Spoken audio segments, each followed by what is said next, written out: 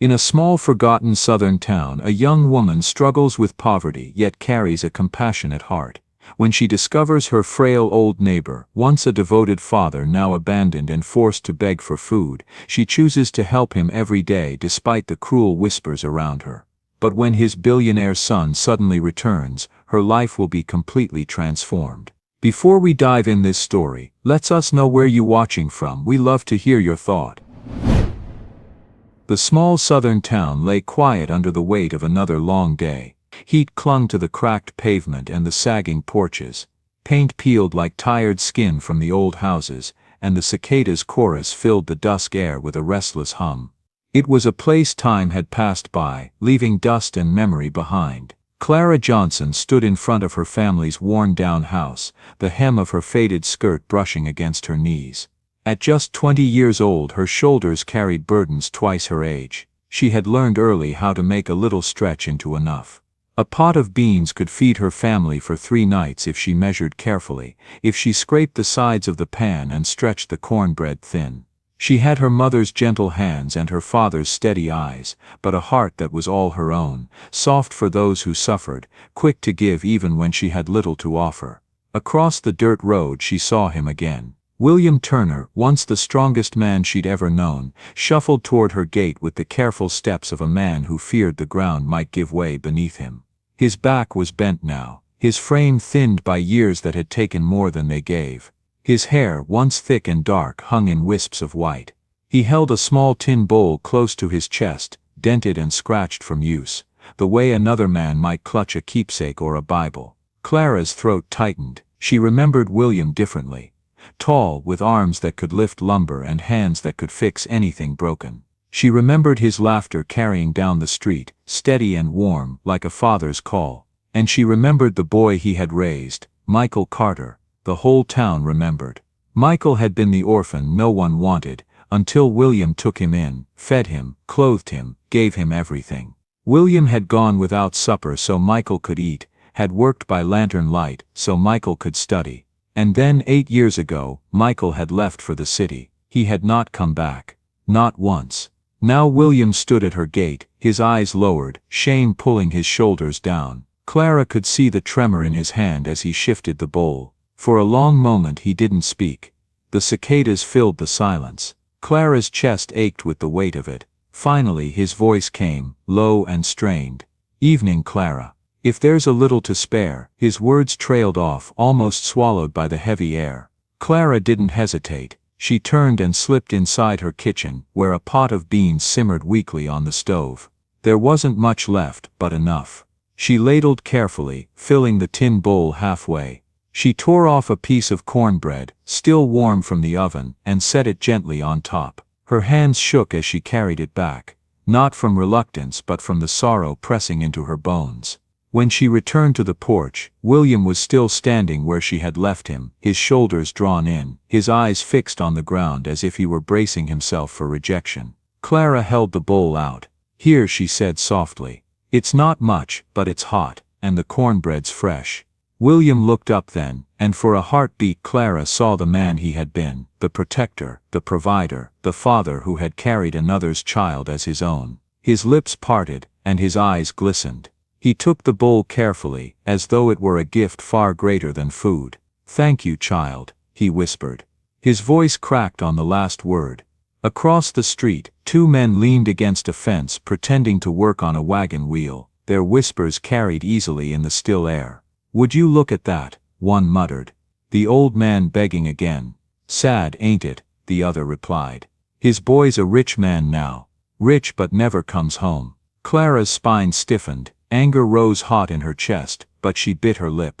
She wanted to shout, to tell them they knew nothing of William's sacrifices, of his sleepless nights, of the bread he had gone without so Michael could have shoes for school. But she stayed silent, her fists clenched at her sides. William heard too. His shoulders flinched, just for a second, before he forced a smile onto his face. He lifted the bowl in a small gesture of thanks, as though he hadn't heard, as though he still carried enough pride to keep walking. Clara's heart broke watching him. The sight of a man who had once stood tall, now humbled to knocking on doors, to waiting at her gate with an empty bowl, it was almost too much to bear. She reached out and touched his arm lightly. "You don't have to thank me, Mr. Turner," she said. "You've done more for others than most men ever would. Don't you forget that." His eyes met hers, weary but grateful. He nodded once, then turned slowly back down the path, carrying his supper as though it were treasure. Clara stood there long after he had gone, the cicada's song wrapping around her like a shroud. In the hush of the evening, she felt both anger and sorrow, not just for William, but for the boy who had left him behind. And as the shadows lengthened across the dusty street, the town itself seemed to echo the same heavy truth. Sometimes the greatest men are left to walk with empty bowls. The night after Clara handed William Turner his supper, she could not sleep. She lay in her narrow bed, staring at the ceiling, listening to the groan of the old timbers. The image of him clutching that dented tin bowl refused to leave her mind. His fingers had trembled so hard, she feared he might spill the beans before he ever tasted them. The look in his eyes was worse, gratitude mixed with shame, as if accepting kindness was a burden heavier than hunger. By morning she had decided, no more leaving him to knock on strangers' doors, no more waiting for him to stand outside with downcast eyes. She stirred a pot of beans, measured carefully, then set a small portion aside before calling her family to eat. Her mother frowned, but said nothing. Clara kept her resolve quiet, tucked in her chest like a flame. That evening William came again. His steps were slow, his shoulders stooped, the bowl tucked to his chest. He paused at the gate, unsure whether to knock or pass on. Clara stepped out before he made the choice. "Good evening, Mr. Turner," she said, her voice steady. She held out a plate with beans and cornbread. He raised his head, startled. "Child, you don't have to do this," he said softly. "Your family, there will always be a portion for you," Clara interrupted. "Don't go to other doors anymore. Come here instead." For a long moment he stood frozen, pride and need warring inside him. Finally he reached out, his hand trembling as he accepted the food. "God bless you, Clara," he whispered. His lips quivered around the words. Clara sat on the porch rail while he ate. The dusk wrapped around them, cicadas humming their endless song. Watching him spoon beans into his mouth, she felt a memory rise, sharp and painful. Years ago, when she was no more than a little girl, she had seen him give away half a loaf of bread. A group of hungry children had gathered around his porch. He tore the bread carefully, piece by piece, until there was nothing left but crumbs. Every child walked away with food in hand. William drank only a cup of water. Clara had stood by the fence that day, too young to understand why a man would feed others and not himself. Now she knew. He had lived his whole life that way. Another memory surfaced, one whispered through the town for years: the cow. William's only cow, the one that had provided milk for him, and a little money besides. When Michael's university tuition came due, William had led that cow down the dirt road to market. Clara had watched from a distance, his figure steady, his face unreadable. By sundown the cow was gone, and by nightfall Michael's fees were paid. Folks had called it foolish. Some said he had lost his mind. But Clara understood. He had traded comfort, even survival, so his boy could walk into a classroom with dignity. Now she looked at him on her porch, hunched over a plate, his hands shaking. She thought of the cow, of the bread, of nights she had heard he worked until dawn. He had given away his strength piece by piece, until there was little left. Her eyes burned. She spoke softly, more to herself than to him. "It isn't right, after all you gave, to be left like this." William glanced at her but said nothing. He only lowered his gaze again, chewing slowly. Clara straightened her shoulders. "From now on," she said clearly, "you'll take supper here. Every night. I'll make sure of it." He froze, his spoon hovering. "People will talk," he murmured.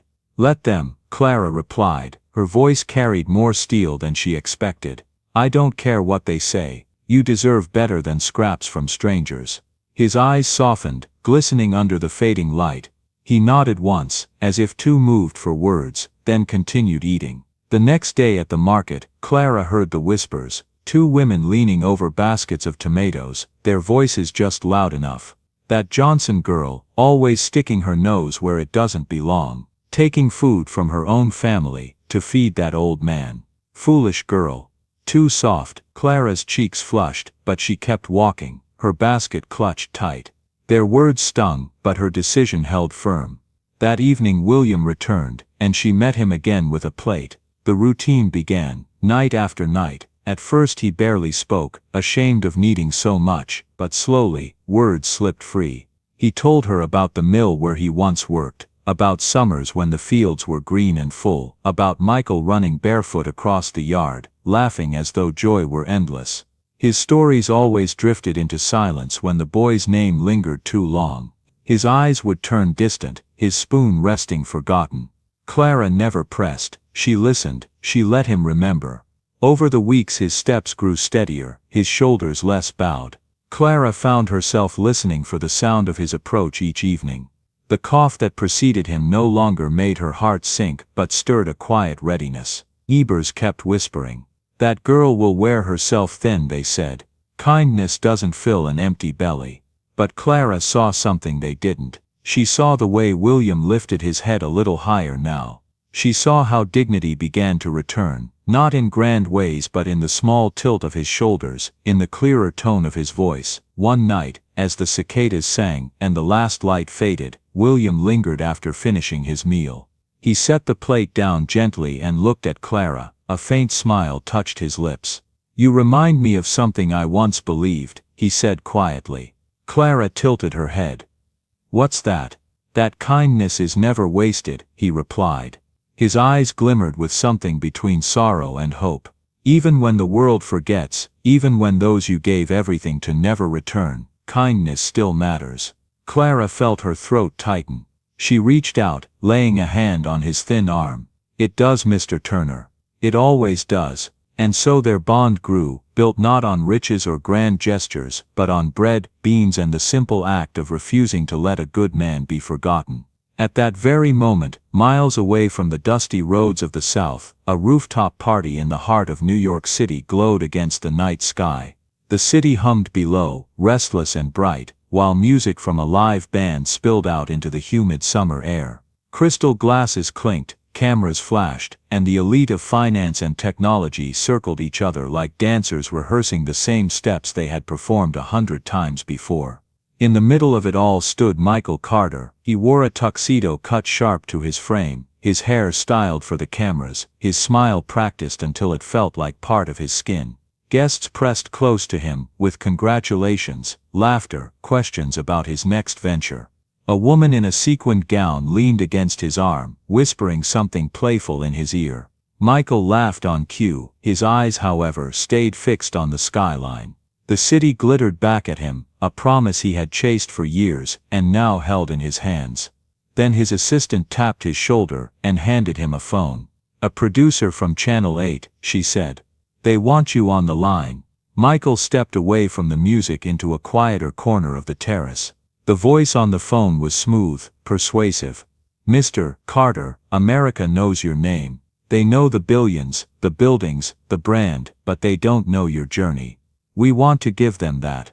A prime-time special, your story, from dirt roads to digital empires. The boy who had nothing, who built everything." Michael felt the words stroke his ego like a familiar hand. He watched his reflection in the glass, the tuxedo, the city's firelight glittering against his polished shoes. The producer continued, "We'll film here in the city, but we'll also travel back to your hometown, the house you grew up in, the school, the streets, the people. We want to show where you began, so everyone can see how far you've come." For a moment, Michael's throat tightened. The word hometown pulled an image from the depths of memory, a porch sagging under the weight of years, a man with strong hands pressing a shirt until the creases were perfect, a laugh that filled summer air. He blinked quickly, swallowing hard. Then he straightened his cuffs, forced a smile no one could see. "Yes," he said. "That sounds perfect." He told himself William Turner was surely fine. The old man had always been tough, always found a way. He probably sits on that porch still.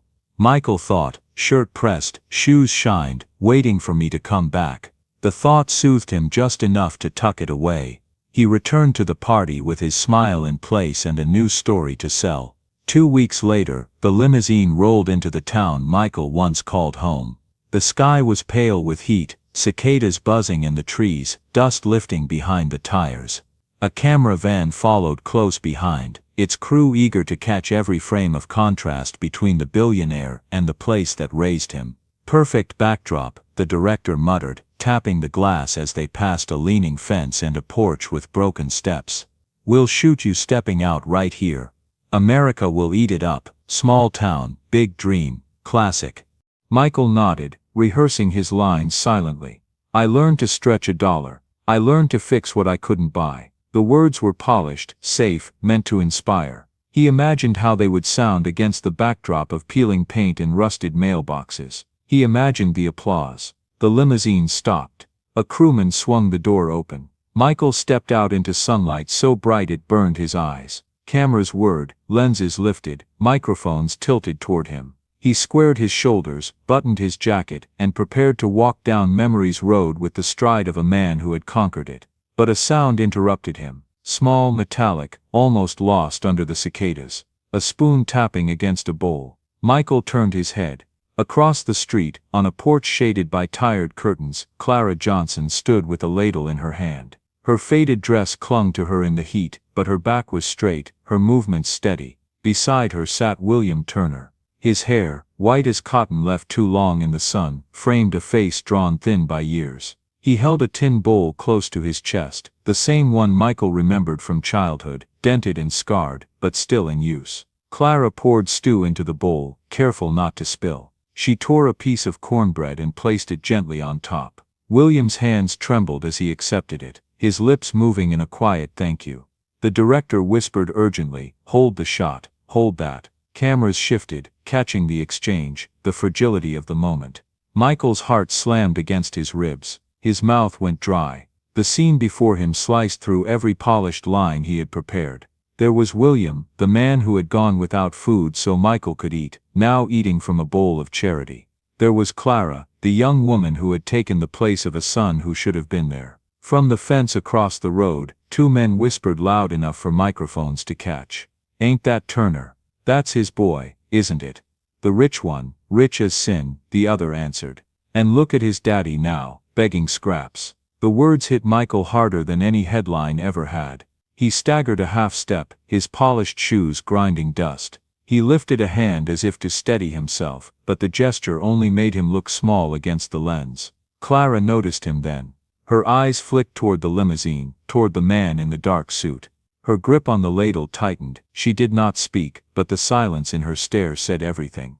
William raised his head slowly, as though dragged upward by some unseen weight. His eyes met Michael's from across the road. Recognition spread over his face, not quick, but inevitable. For a moment, pride lifted his shoulders, the same pride that once carried a boy through school, through hunger, through life. Then his shoulders sagged again. He drew the bowl closer to his chest, as if to shield it from pity. The cameras drank in every detail, the tremor in William's hand, the cornbread breaking, the billionaire frozen on the curb. The crew knew they had stumbled into a truth no script could capture. Michael tried to summon his lines. "I worked hard, I rose from nothing." But the words tangled and died. All he could see was the man who had sold his only cow for tuition, who had fed a boy bread and eaten water himself, now taking food from a neighbor's daughter while the world watched. He felt the world tilt, the image he had built, sharp suits, tall towers, glowing screens, cracked in the sunlight of a small town porch. And in the space of a breath, the story he thought he was telling slipped from his hands and shattered at his feet. The street had fallen into a hush that felt like a storm holding its breath. Cameras kept rolling, neighbors leaned on fences, and Michael Carter stood frozen in a suit that suddenly felt 2 sizes too small. Across from him, William Turner held his bowl close, his fingers trembling, his chin lifted just enough to keep what dignity he could. Clara Johnson stood at his side, the ladle still gripped tight in her hand, her chest rising and falling with sharp breaths. Her voice broke the silence. It cracked, raw and unrestrained, carrying farther than she meant. "He starved himself to raise you," she cried, her eyes wet. "He gave up his own food so you could eat, his strength so you could stand tall, his life so you could have one. And where were you when he needed you? You left him to beg spoonfuls at strangers' doors. Tell me, Michael Carter, is that what you call success?" The words cut through the summer air like a whip. Neighbors gasped, some covering their mouths, others nodding fiercely. Clara's voice trembled but did not falter. She stepped forward, the ladle still in her hand, as though it were a weapon of truth. All your money, all your cameras, all your speeches, none of it can erase the fact that the man who raised you is standing here with an empty bowl. A murmur swelled from the crowd. One man by the fence spat into the dust. Shameful, he muttered, and another agreed, louder this time, a billionaire who lets his own father go hungry. Voices rose, building like a wave, ungrateful, forgotten his roots, turned his back on the man who made him. The sound of judgment echoed down the street, each word striking like stones. The cameramen kept their lenses trained, their eyes wide. They knew they were catching more than a story, they were catching a reckoning. Michael felt the heat of their eyes, the sting of their voices. His chest heaved. He tried to form words, but his throat locked. Shame pressed down harder than the sun overhead. He saw his life, the towers of glass and steel, the magazine covers, the champagne nights, and all of it seemed flimsy now, shadows that shriveled in the harsh light of a single truth spoken aloud. Then a different sound came, one gentler, older. William Turner cleared his throat. His hand shook as he lowered the spoon, but his voice carried steady enough to silence the crowd for a heartbeat. "Don't blame him," William said, turning his weary face toward the neighbors. "Don't blame my boy." Clara looked at him in disbelief, tears streaking down her cheeks. "Mr. Turner, how can you?" William raised a hand, thin and trembling, but firm in its intent. "He has his troubles, he has his burdens. I know he does, he hasn't forgotten me, he just hasn't found his way back yet." His lips curved into something close to a smile. "He will, I believe that." The crowd murmured, this time with confusion, with unease. Some shook their heads, others frowned, but none could miss the sight of an old man, frail and hungry, defending the very son who had abandoned him. The contradiction was almost unbearable. Michael's heart pounded so hard, he thought the cameras might hear it. His eyes burned as he watched William stand there, shielding him from the anger of the town, shielding him with nothing but his faith. The man who should have been the accuser had become his defender. The one who had suffered most offered forgiveness freely without hesitation, and that mercy, that unshakable mercy, struck Michael deeper than all the accusations. He felt shame tighten around him like chains, felt his chest ache with a guilt he could not hide. For the first time in years, Michael Carter, billionaire, master of glass towers and glowing screens, stood not as a success, not as a symbol but as a son, small, broken, and undeserving in the shadow of the man who had once starved so he could live. The town watched, the cameras whirred. The silence after William's words pressed heavy, as if the whole world waited for what Michael would do next. The silence of the street hung heavy, as if even the cicadas had stopped to listen. Dust floated in the air, golden in the late sun, and the cameras hummed as they captured every angle. Michael Carter stood stiff in his dark suit, his polished shoes planted on the cracked pavement. Across from him, William Turner clutched his bowl of stew, his frail body bent with age, his eyes lowered in quiet shame. Clara Johnson stood beside him, the ladle still in her hand, her jaw clenched, her eyes brimming. Then her voice broke the stillness. It was not soft, not cautious, it came sharp, cutting the air like a blade.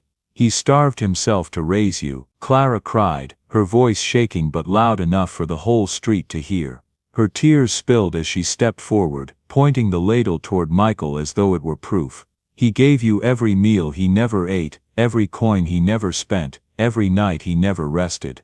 And where were you when he needed you? You left him to beg, spoon by spoon, at strangers' doors." The crowd gasped. A woman near the fence covered her mouth. A man shook his head and muttered, "Lord have mercy." Clara's voice rose higher, fueled by years of silent witnessing. "You call yourself a success. Is this what success looks like? A father with an empty bowl while his son drinks from crystal glasses in some faraway tower. Tell us, Michael Carter, is that the empire you built?" The ladle in her hand trembled, but her words did not falter. "Look at him," she shouted. "Look at the man who carried you on his shoulders when you were too small to walk, who worked until his hands bled so you could learn your letters, who sold the only cow he owned so you could stand in a college classroom. And now he stands here, trembling, waiting for scraps. If this is your success, then God help us all." A murmur rose from the neighbors, first low, then louder, voices stacking one over another like a rising tide. Ungrateful, someone hissed. A man with all that money, and his father starving, another said bitterly. Forgot his blood, forgot his roots, a third voice called. Soon the air was full of accusation, a chorus of anger and disappointment. The street became a courtroom without walls, the neighbors its jury, the cameras its scribes. Michael felt the weight of every word pressed down like stones on his chest. His throat tightened. He tried to breathe, to speak, to explain, but no words came. His carefully polished story crumbled, leaving only silence and shame. He saw the faces around him, faces that had once cheered his scholarship, faces that had watched him leave with pride, and now they stared with disgust. His legs felt heavy, as if the earth itself wanted to pull him down. But then came another voice, quieter, older, breaking through the storm like a weak beam of light. William Turner cleared his throat. The sound was rough, but enough to hush the crowd for a moment. He shifted the bowl closer to his chest, and lifted his trembling hand. "Don't," he said. His voice cracked, but he forced the words out again, steadier this time. "Don't blame him."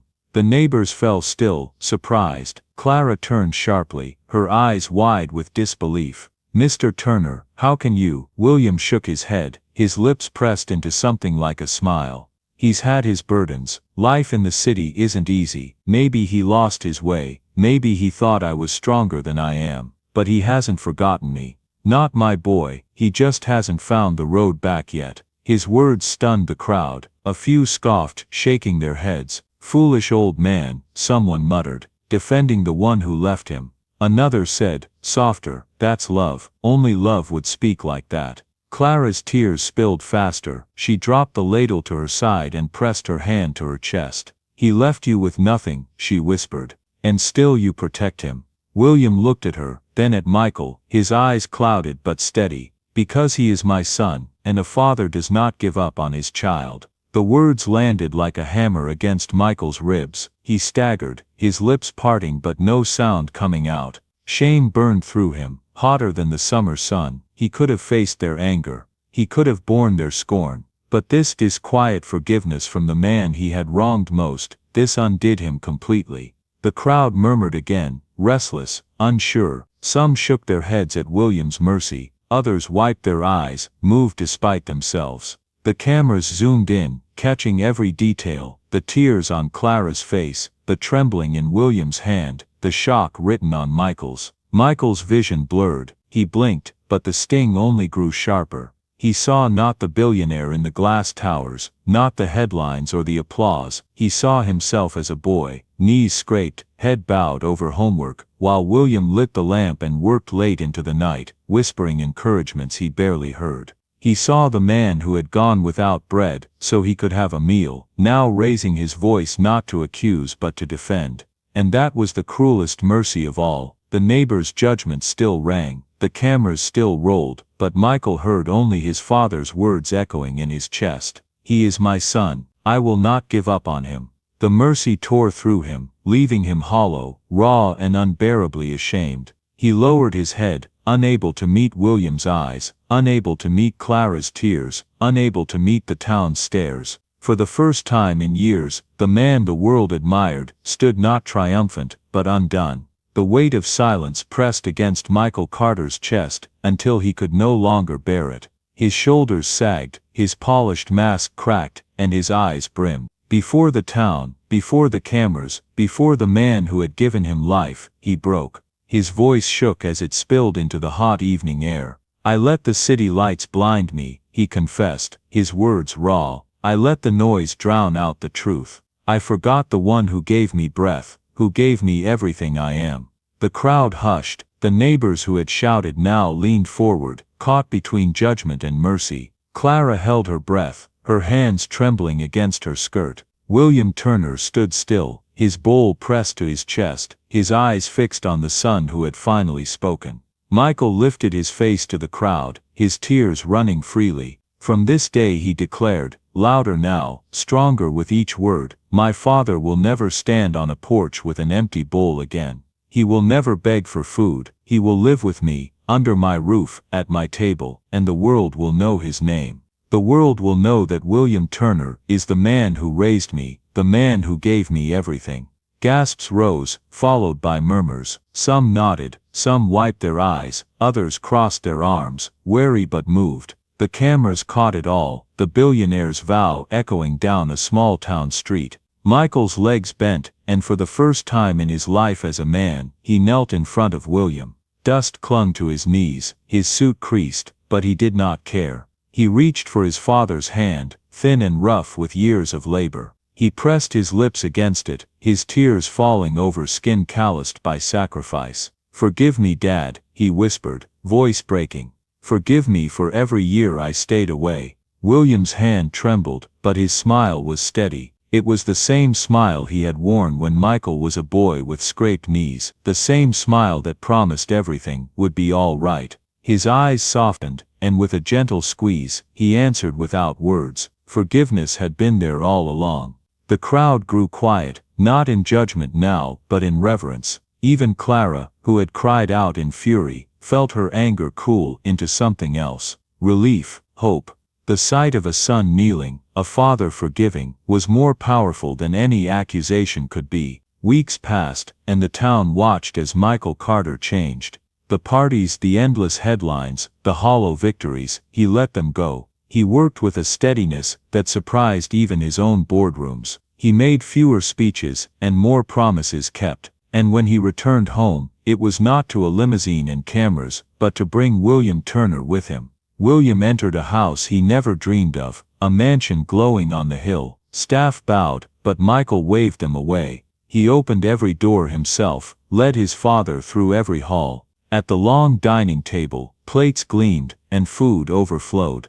But William bowed his head, whispering grace just as he had when he ate bread crusts alone. This time, he whispered not for survival, but for gratitude. And Clara was there too. Michael had not forgotten her, the young woman who had stood firm, who had fed William when he had not. He offered her a place not out of pity, but of honor. "You carried what I should have carried," he told her. "Let me repay that debt." Clara accepted the job he gave her, steady and secure, a new life carved out of her own kindness. Nights at the mansion were not filled with parties, but with something quieter, deeper. Laughter returned, not the hollow kind that echoed in ballrooms, but the simple laughter of shared meals and remembered stories. One evening, as the staff cleared the plates, Michael looked down the long table at William seated at the head. The old man's shoulders were no longer hunched in shame. His eyes gleamed softly in the chandelier's light. He smiled,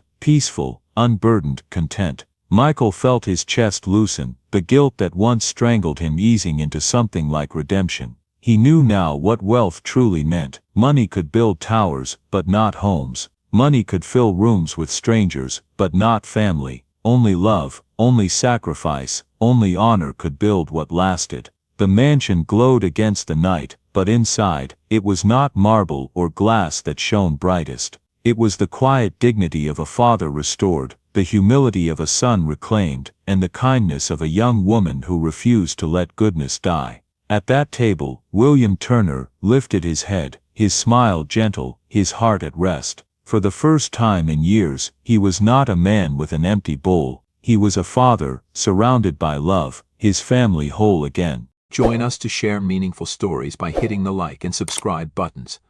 Don't forget to turn on the notification bell to start your day with profound lessons and heartfelt empathy.